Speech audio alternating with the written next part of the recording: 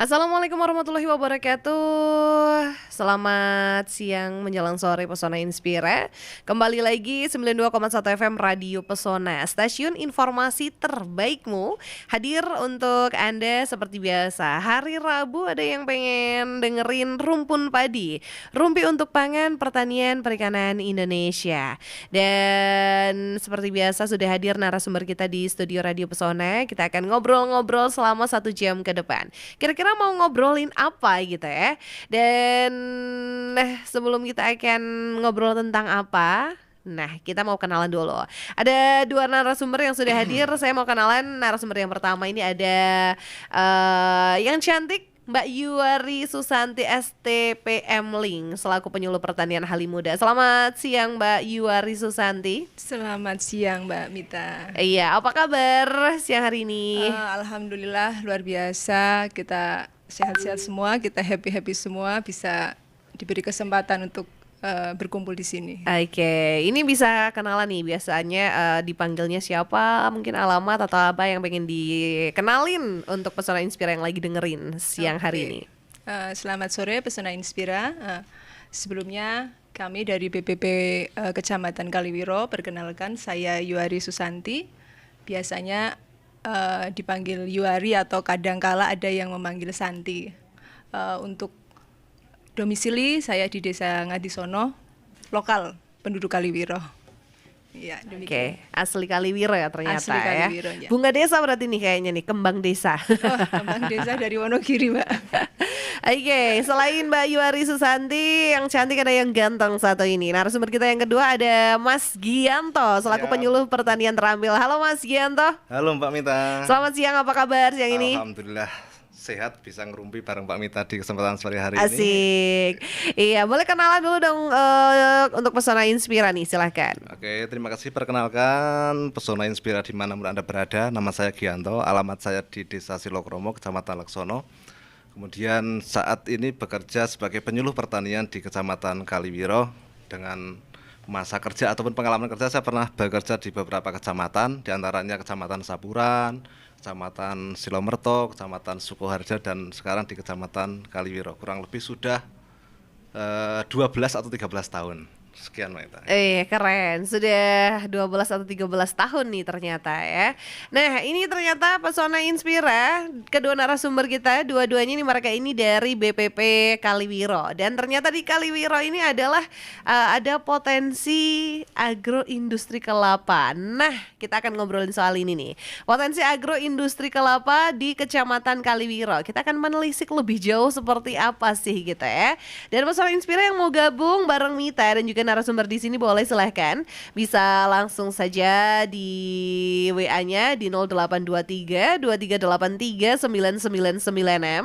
Ini bisa tanya-tanya langsung kepada kedua narasumber kita atau mungkin hanya sekedar menyapa atau pengen kenalan boleh juga ya. Selama 1 jam ke depan sampai di jam 5 sore nanti. Baik, ini sebelum saya masuk ke pertanyaan, saya pengen tanya-tanya tentang potensi agroindustri kelapa di Kecamatan Kaliwiro. Kita akan mengenal terlebih dahulu gitu bahwa pembangunan subsektor perkebunan merupakan bagian dari pembangunan nasional yang bertujuan untuk mencapai berbagai sasaran pertumbuhan ekonomi. Salah satu tanaman perkebunan yang selama ini memberikan kontribusi dalam menunjang perekonomian adalah tanaman kelapa. Kelapa atau nama latinnya adalah Cocos nucifera adalah tanaman tropis dan mendapatkan julukan sebagai pohon kehidupan karena hampir semua bagian tanaman dapat dimanfaatkan mulai dari buah, batang, daun bagi kehidupan manusia. Sebagai sumber pendapatan, tanaman ini memiliki prospek yang bagus karena memiliki umur panjang dan dapat berbuah sepanjang tahun sehingga dapat diandalkan sebagai sumber pendapatan utama petani. Oke, saya mau tanya nih tentang secara umum gitu ya, bagaimana kondisi perkembangan budidaya kelapa di Kecamatan Kaliwiro. Ke Mas Gianto mungkin silahkan Mas. Oke, terima kasih Mbak Mita dan Pesona Inspira semuanya. Secara populasi, kemudian produktivitas tadi sudah sedikit disinggung oleh Mbak Mita. Kemudian mungkin saya hanya bisa memberikan sedikit gambaran umum tentang kondisi pertanaman yang ada di Kecamatan Kaliwiro. Untuk tanamannya sendiri, untuk tanaman kelapa ini tersebar di seluruh desa dan kelurahan. Jadi di Kaliwiro itu ada 1 kelurahan dan 20 desa dan semuanya itu ada pohon kelapanya. Untuk pohon kelapanya sendiri ini sampai hari ini untuk umurnya memang sudah umur yang sudah tua. Jadi umur yang sudah masa produktifnya itu kalau grafiknya sudah mulai menurun. Kemudian untuk pola pertanamannya ini hanya pola atau sistemnya adalah sistem polikultur, jadi tidak hanya ditanam pohon kelapa saja, tapi pohon kelapanya saja ini hanya untuk sebagai tanaman sela atau yang di sini juga yang digunakan itu hanya kelapa dalam, bukan kelapa ganja yang umur untuk panen pertamanya itu lebih lama gitu. Kemudian untuk teknik budidayanya itu banyak yang menggunakan teknik secara tradisional atau hanya meniru dari kakek-kakek atau orang-orang tua yang terdahulu. Itu sekian dulu mungkin Mbak Mitang ya. Oke, jadi ada banyak pohon kelapa di Kaliwiro, namun memang usianya sudah tua gitu ya. Nah, kalau usianya sudah tua ini apakah mempengaruhi hasil produksi juga nih, Mas? Iya, jelas. Untuk produksi yang maksimal untuk kelapa dalam itu umur sampai 15 tahun. Jadi umur 10 sampai 15 tahun itu umur puncak produksi. Dari produksi yang paling maksimal itu umur 10 sampai 15 tahun. Jadi kalau yang sekarang ada itu rata-rata sudah berumur 20-an ke atas. Jadi tanamannya sudah tinggi, kemudian juga produksinya sudah rendah. Lah kemudian kalau yang kelapa hibrida itu umur produktifnya itu bisa lebih tua, jadi 15 sampai 20 tahun. Cuman yang ada di Kecamatan Kaliwiro memang sangat sedikit yang hibrida lah. Oleh karena itu dari umur yang sudah tua ini sebenarnya sudah butuh yang namanya permajaan gitu, seperti itu. Oke, jadi ini memang ternyata semakin tua ini pastinya potensi untuk produksinya juga semakin menurun gitu. Ya, baik. Nah, berdasarkan kondisi aktual sekarang, produk dari pengembangan kelapa di Kecamatan Kaliwiro ini seperti apa, Mbak Yuari ini mungkin? Oke, terima kasih pertanyaannya. Untuk produk yang dihasilkan dari komoditas kelapa di Kecamatan Kaliwiro itu sendiri kita mengkategorikan menjadi dua jenis produk, yaitu produk olahan serta ada yang namanya raw material, masih berupa kelapa segar. Kita masih memproduksi hasil-hasil yang sederhana. Sementara untuk barang olahannya, hasil olahannya itu masih ya terbatas dengan kemampuan yang ada di warga di sekitar Kecamatan Kaliwiro itu sendiri. Oke, jadi ada 2 produk yang dihasilkan, ada yang olahan dan juga ada yang masih segar gitu ya. Nah, untuk pemasarannya kemana aja nih Mbak Yuari? Alhamdulillah pemasaran kelapa dari Kaliwiro ini sudah cukup luas karena kita punya pasar hasil pertanian, pasar Panggotan. Di sana setiap pasaran pahing biasanya itu petani datang ke situ, di situ terjadi transaksi jual beli antara petani maupun pengepul-pengepul, dan salah satunya adalah kelapa. Mungkin kalau kita bisa monitoring, setiap pahing itu hilir mudik transportasi untuk ngangkut kelapa itu cukup banyak, baik itu berupa kelapa segar yang tadi saya sampaikan ataupun produk olahan kelapa. Kota besar yang sering menjadi tujuan dari penjualan kelapa itu diantaranya sudah sampai ke Semarang, kemudian Solo, Jogja, dan tentunya kabupaten-kabupaten tetangga kita lah. Sementara untuk hasil olahan kelapa segar itu sendiri kan beragam ya Mbak ya. Rata-rata ketika kita di musim Ramadan misalnya itu nanti yang keluar lebih banyak kelapa muda seperti itu. Oke, nah ternyata ini ada banyak sekali produk-produk kelapa yang dihasilkan gitu. Ada kelapa segar, ada kelapa olahan. Nah, kalau kelapa segar sendiri nih Mbak, seperti apa sih gitu? Apa yang dimaksud dengan produk kelapa segar itu? Apakah yang masih muda, degan itu kelapa muda atau seperti apa nih? Oke, yang kami maksud di sini dengan kelapa segar itu kelapa yang masih belum mengalami proses pengolahan. Jadi memang benar-benar hasil dari pohon kelapa tanpa mengalami proses apapun. Kita masih murni lah Mbak, tanpa ada pengolahan, atau bisa disebut juga sebagai raw material lah, bahan baku untuk kegiatan-kegiatan industri yang lainnya. Kemudian seperti tadi saya sampaikan bahwasanya untuk produk kelapa segar itu sendiri kita mengkategorikan menjadi dua. Yang pertama kelapa tua, kelapa yang masih sering kita jumpai lah, sebagai emak-emak kita Kerambil lah ya. kerambil lah, ya, betul, kerambil. Kita menjumpai itu dalam skala yang besar kalau untuk produksi di Kecamatan Kaliwiro. Yang kedua tadi kelapa muda, degan, yang bisa kita jumpai di pinggir-pinggir jalan. Dan luar biasanya kelapa muda yang dari Kaliwiro ini tidak hanya untuk lokal Kabupaten Wonosobo, tapi sudah lintas kabupaten. Karena rasanya itu, katanya itu berbeda Mbak, ketika sudah keluar. Misalnya untuk lokal pasar Wonosobo saja, kelapa muda itu degan yang asalnya dari Kecamatan Kaliwiro dan dengan yang kecamatan-kecamatan lain itu harganya cenderung lebih tinggi, meskipun selisihnya mungkin cuma 500 atau 1000, tapi cenderung lebih tinggi dibandingkan dengan degan yang diproduksi daerah lain. Seperti itu. Oke, yang bikin spesial dari kelapa di Kaliwiro itu apa sih? Rasanya, kesegarannya, atau apa nih Mbak? Atau apa jenis pohonnya ini atau apa nih Mbak? Kalau yang spesial dari kelapa mudanya itu ya tentunya rasa.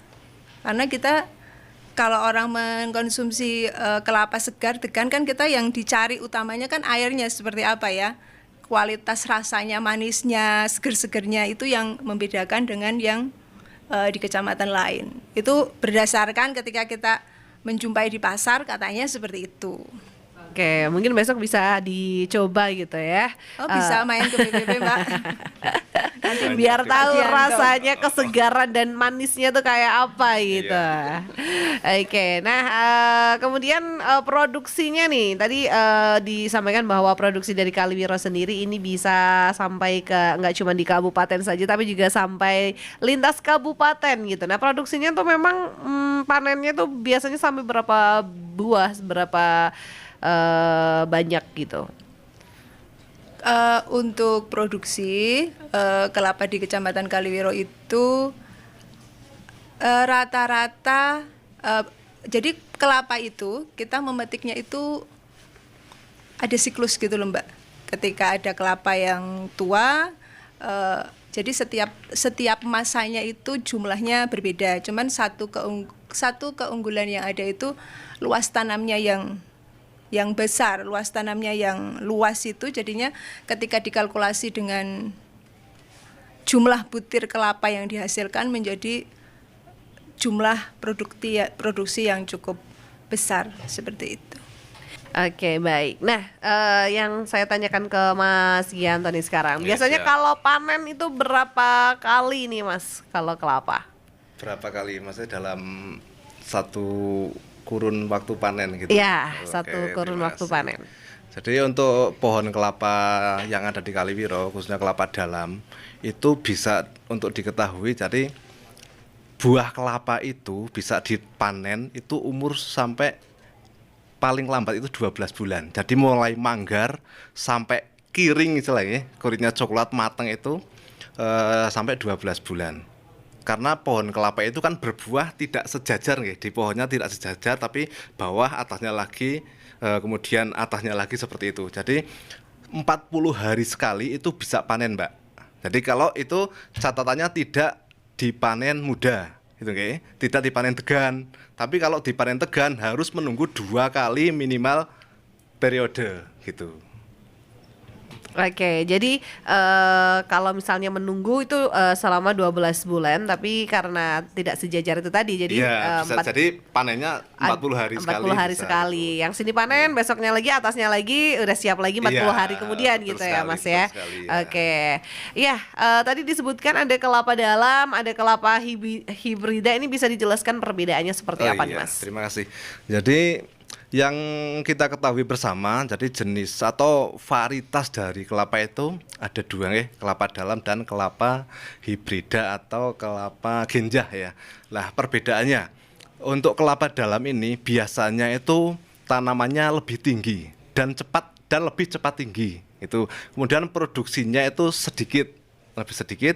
Kemudian untuk usia panen pertama ya, usia panen pertama itu umur 4 sampai 6 bulan, 6 tahun ya, maaf, 6 paling cepat itu 4, paling lama 6 tahun baru bisa berbuah. Kemudian untuk puncak produktivitasnya itu sampai umur tadi 10 sampai 15 tahun. Itu untuk kelapa dalam. Kemudian untuk kelapa genjah itu 4 sampai 5 tahun itu sudah bisa berbuah. Kemudian itu tanamannya juga pendek-pendek, Mbak. Tanamannya pendek-pendek, kemudian buahnya juga lebih banyak. Untuk masa produktif itu bisa sampai 20 tahun. Jadi setelah 20 tahun grafik baru menurun untuk produktivitasnya seperti itu. Oke, itu tadi perbedaan yang kelapa dalam dan kelapa hibrida atau kelapa genjah. Iya. Nah, tadi disebutkan Mbak Yuari ini ada kelapa segar. Nah, bahwa jenis kelapa segar yang dihasilkan ini ada kelapa tua atau kerambil gitu ya, dan juga ada kelapa muda atau degan. Apakah ada pengaruhnya nih Mas Gianto pemetikan kedua jenis kelapa tadi terhadap tanaman kelapa itu sendiri? Oke. Jadi untuk setiap perlakuan kepada tanaman apapun jenisnya, apapun bentuknya itu akan berpengaruh, baik itu pengaruh buruk ataupun pengaruh baik. Nah, untuk proses ataupun masa panen gitu istilahnya, kita petik muda dalam bentuk degan atau kelapa muda ataupun petik dalam bentuk kelapa tua, itu sebenarnya secara pengaruh secara signifikannya tidak ada di pada pohonnya itu sendiri. Cuman ketika kita memetik kelapa itu dalam bentuk kelapa muda itu nggih seperti tadi harus menunggu siklus panennya itu harus menunggu minimal 2 periode ketika mau dipetik untuk yang kelapa tua. Tetapi kalau dipetik degan itu tidak ada pengaruh. Nanti 40 hari sudah bisa petik degan terus, dan biasanya petani itu punya tanaman sendiri, punya pohon tersendiri untuk yang khusus untuk dipetik degan. Karena kalau sudah biasa dipetik degan, harus dipetik kelambil itu menunggunya waktunya cukup lama. Lah ini akan berpengaruh pada pendapatan dari si petani. Kecuali memang terkadang petani itu ada kecenderungan untuk menjual produknya ke bentuk panenannya ini, ketika harga degan mahal ya dipanen degan. Tapi besoknya harus menunggu 3 atau 2 periode seperti itu. Dan biasanya ini di Kecamatan Kaliwira ini sudah ada yang namanya, mungkin kita sering dengar ya, kelapa hijau atau kelapa wulung atau kelapa kopior, itu ada di Kaliwiro, dan itu memang harganya lebih tinggi dari kelapa-kelapa yang lain, dan itu memang dipersiapkan untuk dipanen dalam bentuk kelapa muda seperti itu. Jadi secara garis besarnya untuk pengaruhnya kepada tanamannya sendiri itu sebenarnya tidak ada yang pengaruh yang sangat besar lah, itu sampai mematikan tanaman, itu tidak, cuma hanya berpengaruh kepada nanti proses frekuensi interval dari panen dan pendapatan dari si petani itu sendiri gitu, Mbak. Oke, jadi kalau bisa terkonsep gitu ya Mas ya, jadi biar panennya tuh jelas gitu, kemudian pendapatannya ini juga betul sekali, itu seperti yang disampaikan Mas Gianto lah pokoknya ya. Oke, nah selanjutnya ini yang mau saya tanyakan nih, permasalahan apa aja sih yang biasanya dihadapi Mas Gianto oleh petani di Kecamatan Kaliwiro? Waduh, ini kalau ngomong masalah nggak selesai-selesai kayaknya ya Mas ya. Kira-kira boleh sedikit lah apa aja gitu permasalahan yang dihadapi khususnya nih kalau petani kelapa. Mungkin adakah petani kelapa yang ternyata takut ketinggian dan ini menjadi permasalahan kan gitu ya. Iya Mbak, jadi permasalahan petani kelapa itu sebenarnya banyak. Tapi mungkin saya bisa membagi dalam 3, kita melihat dari 3 sisi ya. Yang pertama itu dari sisi on farm-nya, jadi dari segi budidayanya. Kemudian yang kedua dari off farm, kita dalam proses pengolahan hasil kelapanya itu. Kemudian yang ketiga adalah masalah harga pasar gitu. Nah, yang pertama terkait dengan on farm atau budidayanya ini yang menjadi masalah sebenarnya karena petani kita itu di Kecamatan Kaliwiro Nuwun Sewune itu hanya mengandalkan ilmu-ilmu turunan dari orang tuanya dan tiru-tiru kancane seperti itu. Kemudian masalah tanaman yang sudah berumur tua otomatis ini tanamannya sudah tinggi. Jadi animo masyarakat itu untuk bertanam kelapa atau berbudidaya kelapa ini jadi menjadi menurun karena kadang dengan tanaman yang tinggi itu kan harus manjat, karena yang di sini kita hanya memanjat atau memanennya dengan cara memanjat belum menggunakan itu teman kita si beruk itu ya kita atau dengan galah itu juga kita belum menggunakan yang seperti itu.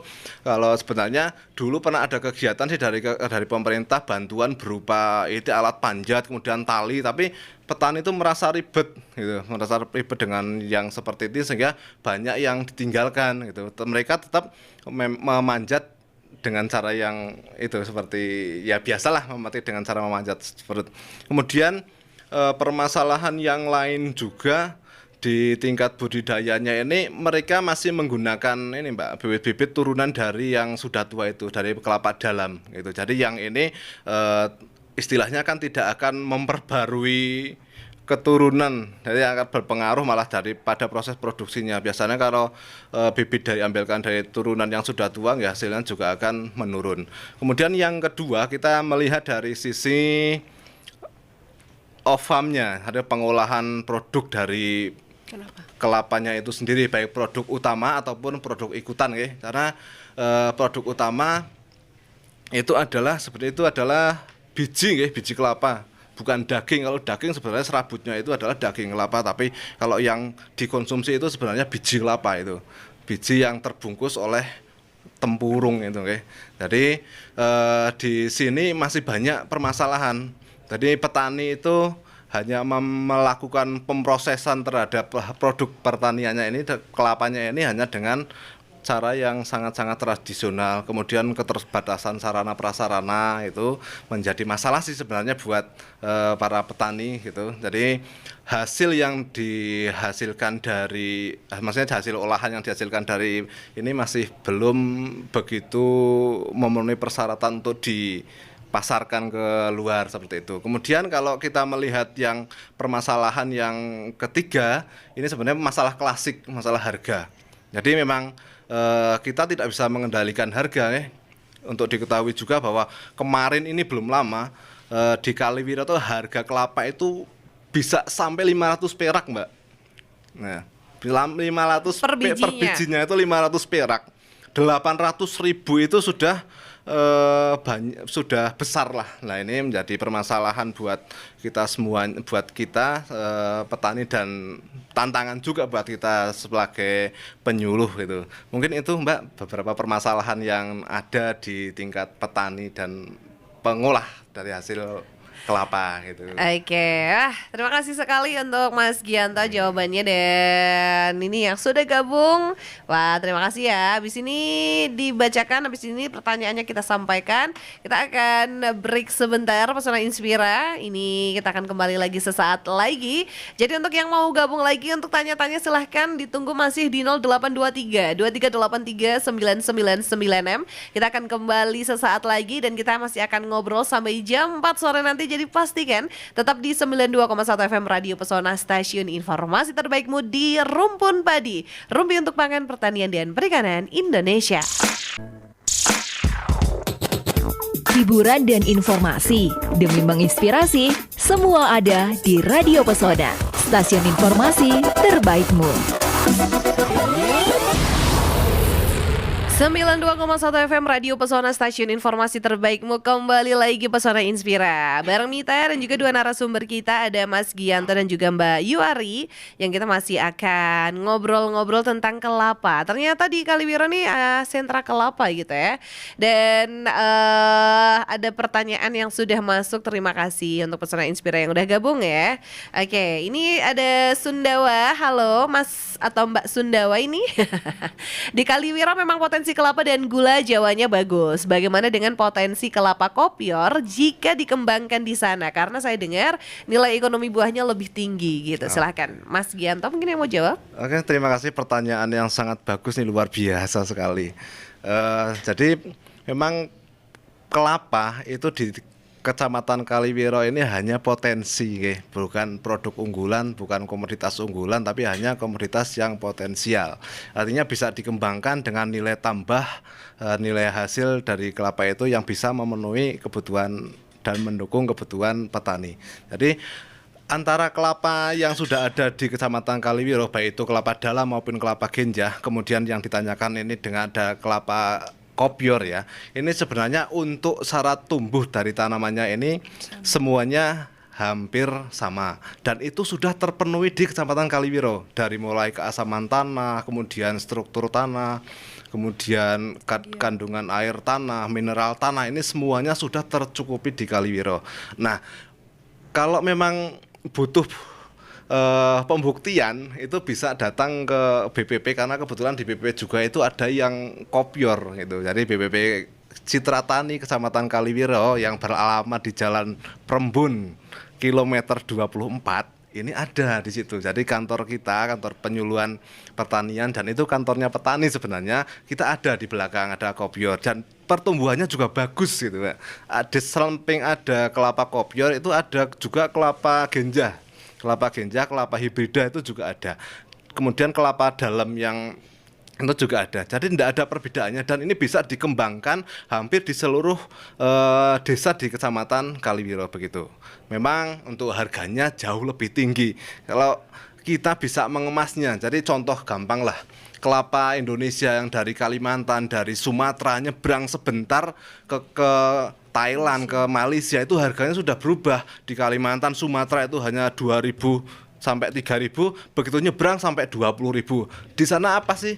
Itu hanya dikupas dalam bentuk kotak, dibungkus tok, itu harganya sudah. Nah, sebenarnya yang seperti ini pengen kita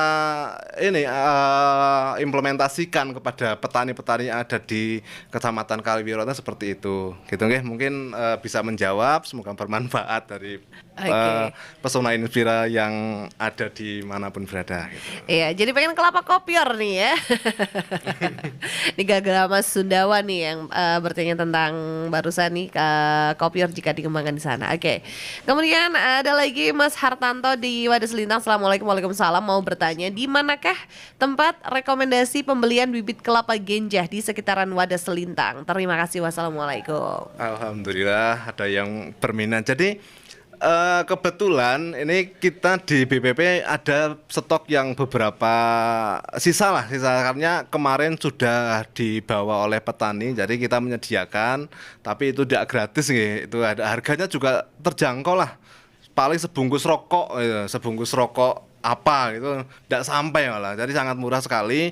Jadi kita tidak hanya mengejar profit ya, tapi kita ada edukasi kepada petani yang ada di Kecamatan Kaliwiro maupun di kecamatan yang sekitar Kaliwiro yang berpotensi untuk dikembangkan komoditas kelapa gitu, Mbak.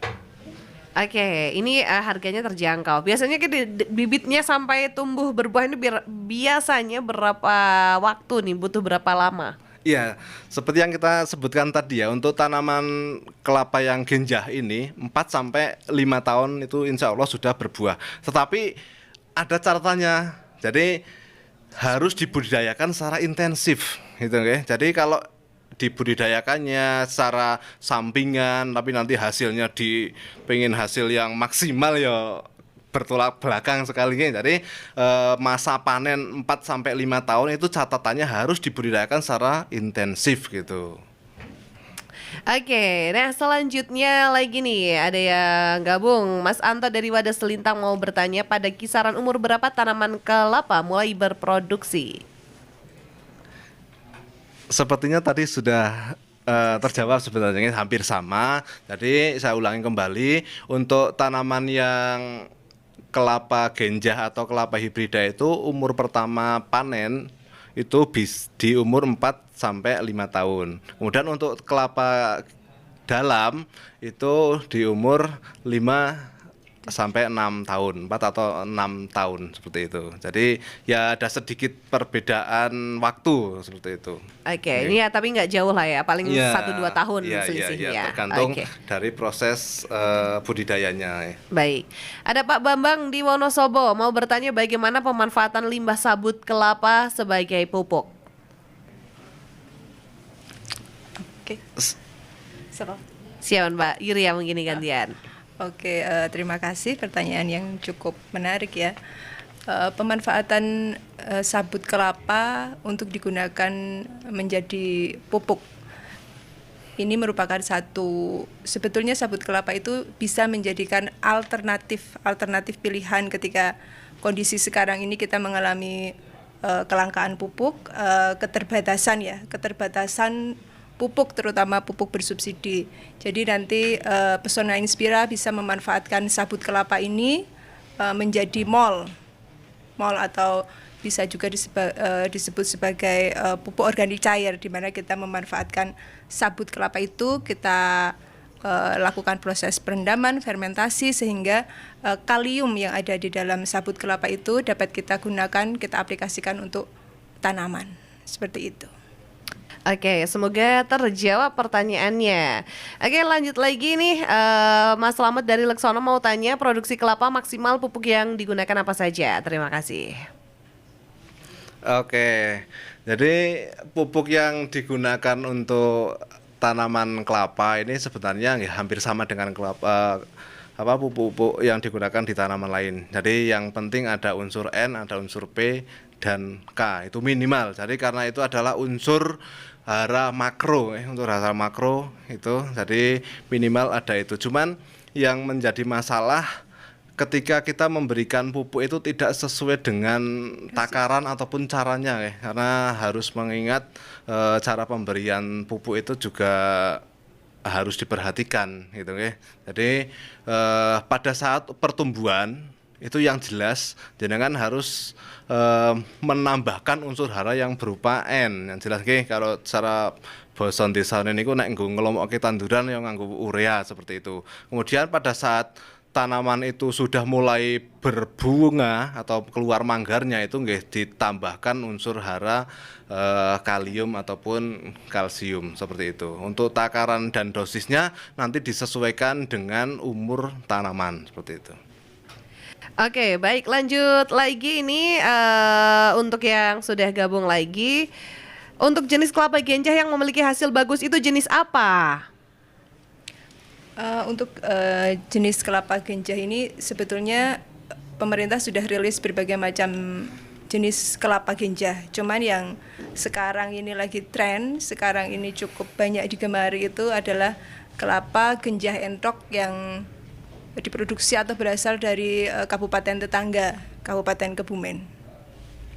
Selain tentunya varietas-varietas genjah-genjah yang lainnya yang banyak diproduksi di lokalita ya, spesifik lokalitas, seperti ada di Bali juga ada kelapa genjah, dan untuk wilayah sini akan lebih bagus kalau kita memilih kelapa genjah entok, di mana kondisi agroklimat pertumbuhannya hampir sama dengan yang ada di Kabupaten Wonosobo.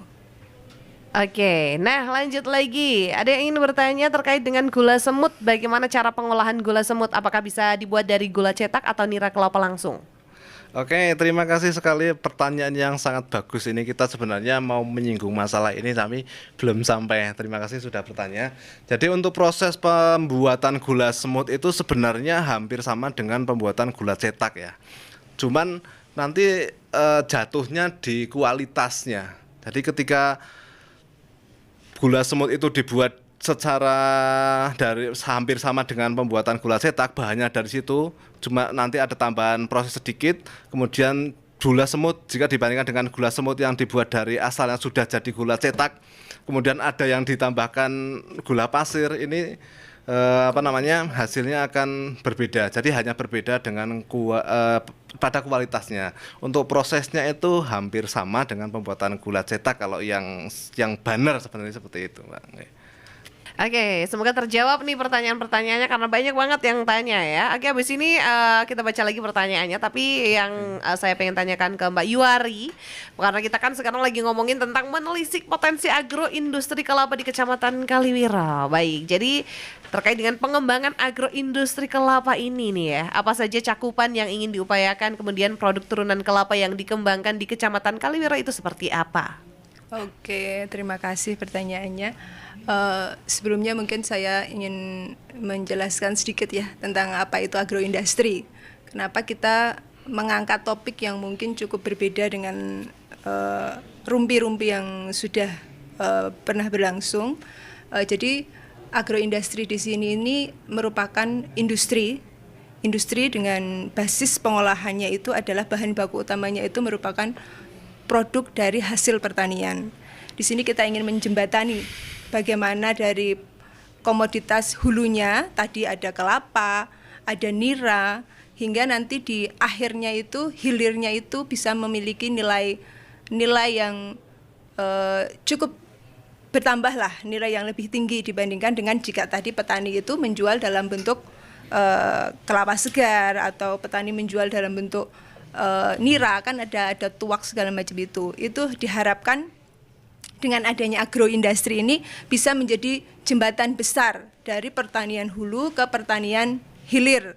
Dan sisi agroindustri itu sendiri tidak hanya pada proses pengolahan, jadi nggak hanya sekedar kita tahu gimana cara membuatnya, tapi bagaimana itu packagingnya, bagaimana itu pengawetan, keamanan pangannya, kalau itu merupakan produk food product, pun sampai dengan pemasaran dan distribusi. Jadi cakupan agroindustri di sini merupakan suatu jembatan besar sehingga kita harapkan nantinya bisa menjembatani petani yang tadinya pendapatannya rendah dengan hanya menjual produk tanpa olahan bisa menjadi komoditas-komoditas baru, komoditas-komoditas yang memiliki nilai tambah lebih, baik itu dari sisi kegunaan maupun dari sisi finansial. Itu selayang pandang tentang agroindustri. Kemudian tadi Mbak Mita menyebutkan bagaimana sih agroindustri yang ingin dikembangkan di Kecamatan Kaliwiro. Tentunya agroindustri yang ingin kami kembangkan, wacana yang ingin kami bangun di sini itu adalah agroindustri berbasis perdesaan. Jadi kita kadangkala kita sudah mendengar kata agroindustri itu sebagai sesuatu yang besar, sesuatu yang wah. Padahal ketika kita melihat, kita sesuaikan dengan kondisi lokal yang ada, kayaknya kayak ngadi-ngadi gitu loh Mbak. Terlalu jauh dengan SDM, SDA kita yang seperti itu, kita ingin meraih sesuatu yang besar. Tapi di sini kita ingin mengembangkan agroindustri kelapa berbasis perdesaan, mengingat keterbatasan lah ya, kita ada tadi sudah disampaikan Pak Gianto, keterbatasan dari kemampuan SDA, keterbatasan sarana dan prasarana sebagainya itu. Jadi kita ingin membangun sistem agroindustri kelapa yang berbasis perdesaan. Kemudian tadi yang kedua, produk olahan apa saja ya? Jadi produk hilir dari kelapa itu sangat beragam. Kita bisa mengkategorikan menjadi dua rumah besar lah ya, dua rumah besar. Yang pertama adalah produk berbasis pangan, food product maupun yang non pangan. Kalau mungkin produk yang berbasis produk pangan itu kita sudah bisa menjumpai ya. Tadi sudah disampaikan Pak Gianto, ada aneka macam olahan gula, kemudian ada nata de coco. Jadi dengan sentuhan agroindustri ini tadi nata de coco kan diproduksi dari limbah air kerambil tadi. Itu dengan sentuhan agroindustri nata de coco bisa menghasilkan nilai rupiah jika tadi dibandingkan dengan air limbah sudah cukup dibuang 0 rupiah ya. Jadi dengan sentuhan agroindustri bisa menjadi nata de coco. Kemudian ada juga minyak, mungkin baik itu VCO maupun minyak goreng. Kemudian olahan yang kedua adalah olahan kelapa yang non food. di sini itu malah nilai tambahnya justru semakin lebih tinggi ya. Kalau sekarang mungkin teman-teman, ibu-ibu, cewek-cewek ada pakai masker, karkol masker atau segala macam itu. Seperti perlu kita ketahui itu bahan bakunya diantaranya karkol itu adalah hasil olahan dari tempurung kelapa. Tempurung kelapa yang diolah bisa menghasilkan karkol atau arang aktif dan aplikasinya itu banyak sekali, tidak hanya untuk kecantikan tapi juga bisa digunakan untuk absorben-absorben yang lainnya. Selain karkol, ada juga olahan kelapa itu ada kokopit, ada koko fiber. Di koko fiber itu jika itu sabut kelapa yang sudah kita proses sehingga tinggal serat-seratnya itu untuk mobil-mobil merek-merek terkenal dari luar negeri sana, joknya ini nggak pakai busa lagi Mbak, tapi dia menggunakan salah satunya itu sabut red. Ketika sabut kelapa diproses dengan semprotan lateks, itu akan menjadi suatu sediaan yang cukup eksklusif gitu ya. Tapi di sini kita tidak ingin melihat sesuatu yang sangat besar karena kemampuan kita kan masih terbatas. Jadi mungkin agroindustri yang kita terapkan di sini nanti semisalnya petani bisa mengolah sabut itu menjadi koko fiber, sudah cukup di situ. Nanti tinggal pemasaran koko fibernya itu diolah sampai menjadi sabutnya segala macam oleh perusahaan-perusahaan yang tentunya memiliki kemampuan baik secara sarana prasarana maupun secara finansial, seperti itu.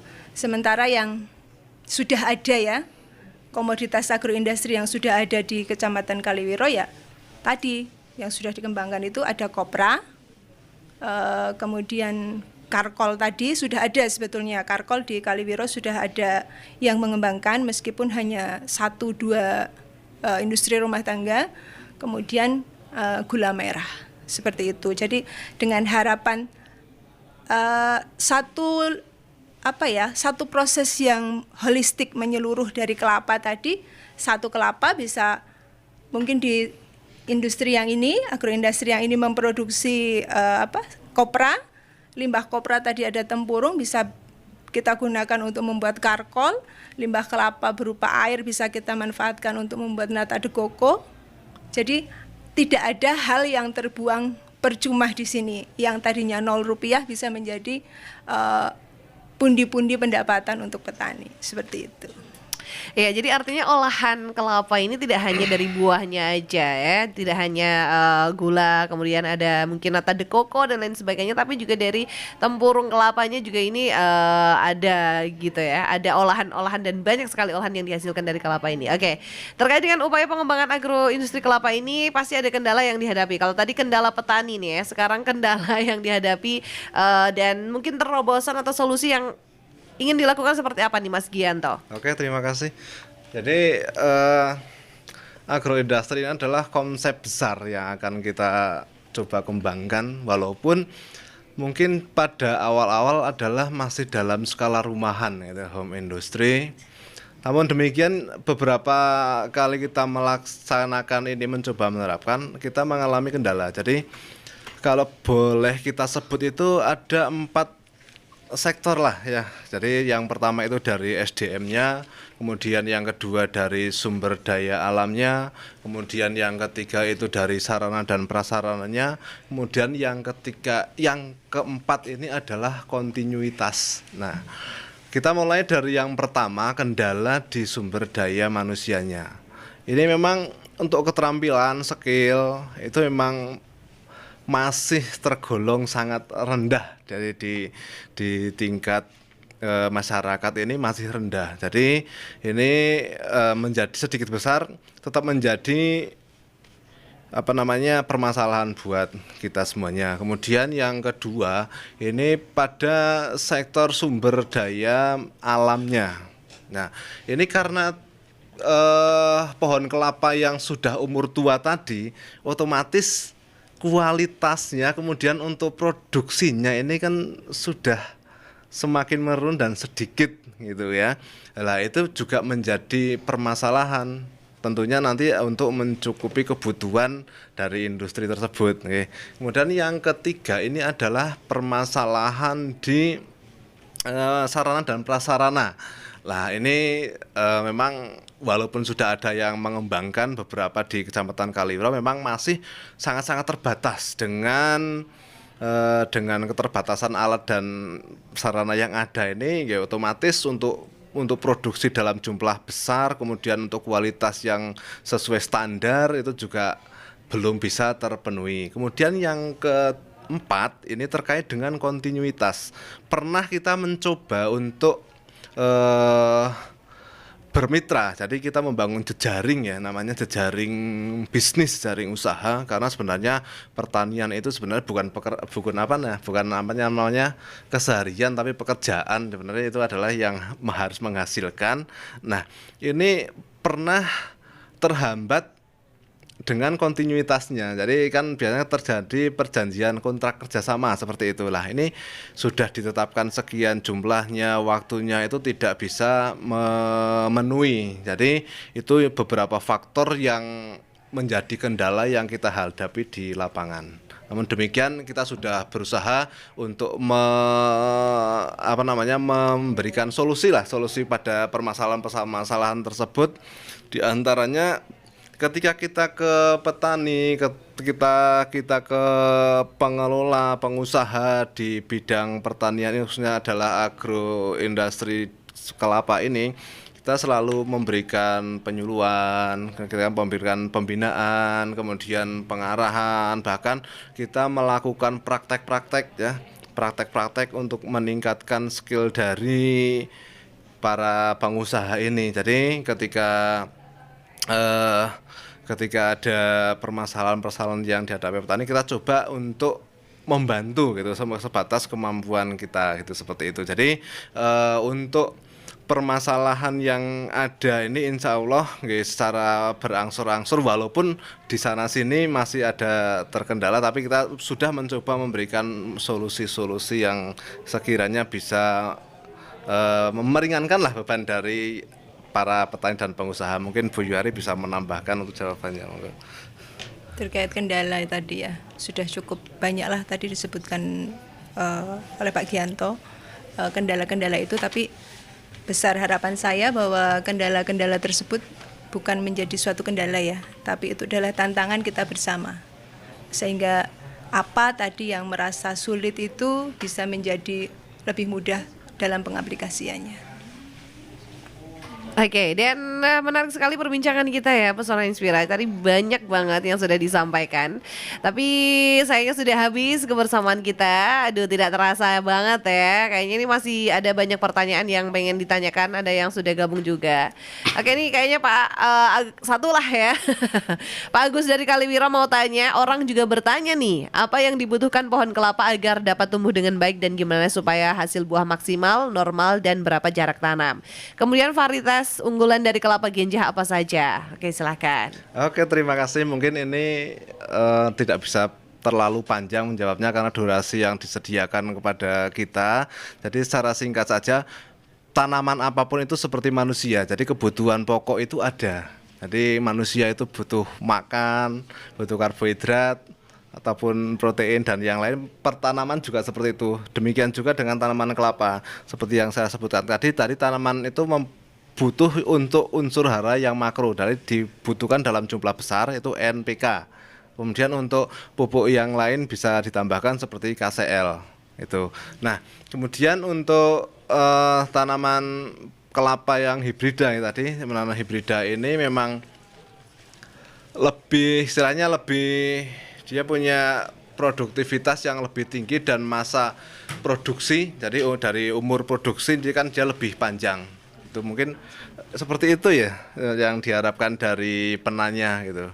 Mungkin kalau lebih pengen berdiskusi lebih panjang lagi, silahkan kita main-main ke BPP, karena BPP itu sebenarnya adalah klinik konsultasi agribisnis, Mbak. Jadi BPP di semua Kabupaten Wonosobo ini merupakan klinik konsultasi agribisnis, dan itu gratis, tidak dipungut biaya. Jadi monggo silakan bagi yang mau berkonsultasi terkait dengan agribisnis, budidaya tanaman, usaha yang berkaitan dengan pertanian, perikanan, perkebunan dan yang lain, silahkan datang ke BPP masing-masing yang ada di kecamatan masing-masing. Kita dengan senang hati akan membantu permasalahan, kecuali permasalahan finansial ya, itu kita Sama tidak bisa. gitu ya.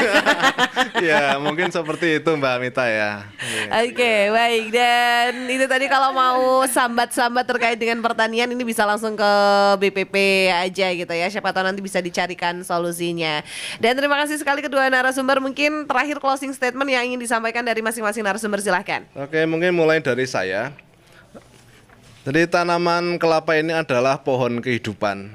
Selama kita mau menjaga, melestarikan pohon kelapa, berarti kita melestarikan kehidupan. Demikian saja Mbak Mita. Ini keren. Mbak Yuari nih sekarang, silahkan. Apa ya closing statement saya? Oke, sedikit yang ingin saya sampaikan. Tadi Mas Gianto menyebutkan kalau pohon kelapa itu pohon kehidupan. Semoga kita bisa menjaga kelestarian kehidupan ya tadi ya. Saya hampir sama juga. Hanya saja mari kita sebagai insan pertanian, penyuluh pertanian, khususnya penyuluh pertanian di Kabupaten Wonosobo, kami di sini berdoa untuk kita semua, semoga kita semua bisa selayaknya pohon kelapa yang memberikan fungsi, memberikan manfaat untuk pembangunan pertanian di Kabupaten Wonosobo. Dan terakhir, selamat berkarya. Wih, keren-keren banget ini closing statementnya, bikin saya merinding ya.